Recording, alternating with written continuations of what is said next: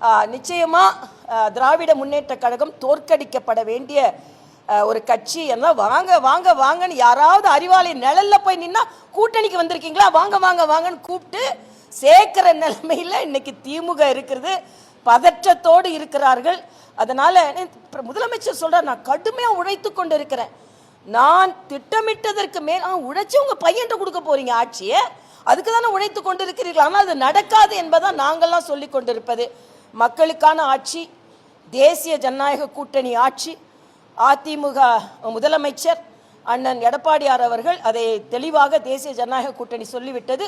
அதனால் தேசிய ஜனநாயக கூட்டணி வெற்றி பெறும் என்பதை நான் இந்த ஹோலி பண்டிகையில் வண்ணமயமான இந்த விழாவில் எண்ணமயத்தோடு சொல்கிறேன். அது ஏறக்குறைய இன்னும் ஒரு வாரத்தில் நாங்கள் திட்டமிட்டுவோம். 38 மாவட்டங்களுக்கு அனுப்பி எல்லா மாவட்டங்களிலும் பெட்டி பெட்டியாக வந்துருச்சு. தேர்தல் அறிக்கை தான் பெட்டியாக வந்துச்சு. நாங்கள் அறிவாலயத்தில் இல்லை, வேற பெட்டியில் நாங்கள் கலெக்ட் பண்ணுறதுக்கு.